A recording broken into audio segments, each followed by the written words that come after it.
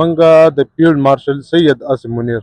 د دې ډیره زیاته شکریا ادا کوم. زه به تاسو ته خپل یو مختصر شان واقعه بیان کوم چې موږ سره په قطر کې چې کوم مرګري وکنه نو موږ چې په کوم ځای کې کار کوو نو په هغه کې تقریبا یو څو کسان داسې وو چې هغوی تعلق و د ایران سره خو هغه د پاکستان په پاسپورټ باندې هلته کې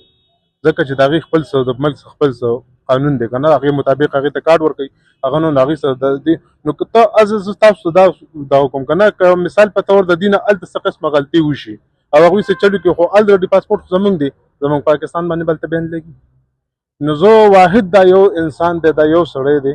چې الحمدلله خدای پاک پاکستان له یوه ساسه ورکړه چې ده په دې هر یو څیز باندې یو سټریک ایکشن واخیسته او د دې خلاف یو غټ کاروي شروع کړه پاسپورټونه خیر سره بلاک شو کارډونه بلاک شو د غیر ملکیانو اوري او ان شاء الله ربطه به زم که خیری اوس چې کوم دی وفاق الحمدلله دونه پورې کاروي وکړه چې درې وانه صوبې صفا شو زمونږ د یو صوبه کې دا خلک دي ټیک ته زمونږ ورونه دي یقیني د هر څه په خپل ځای انسانیت هم دی خو لکه کم سے کم یو ترتیب سره خو دا هم پکار دی که نه لکه اوس زمونږ کې پی کې او پنجاب خپل منځ کې موږ مکمل دشمني شروع ده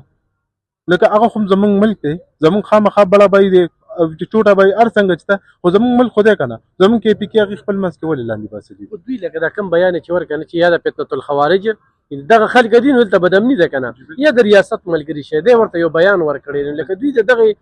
انډیا یو دغه فتنة الخوارج ملګرتیا نو موږ ټولو له دا پکار دی چې موږ لومبی ریاست دی موږ د ریاست ملګرتیا وکړو چې ملک وي نو موږ به یو چې ملک نه نو موږ به څه وکړو موږ له ټولو له پکار دی چې موږ د ریاست ملګرتیا وکړو موږ د ریاست سره ټیټ ودرېږو دا ریاست چې کوم دی دا زمونږ ریاست دی په دې زمونږ مشرانو قرباني ورکړي زمونږ مشران په دې باندې شهیدان شوي دي تبایان زمونږ د هر څه شوي دي اوس زمونږ ریاست الحمدلله ورو په خپلو خپو ولاړ دی اوس موږ له خپل منځ کې فتنې نه دي پکار اوس موږ له پکار دی چې موږ د ریاست سره ودرېږو ریاست چې څه وایي موږ یې په سر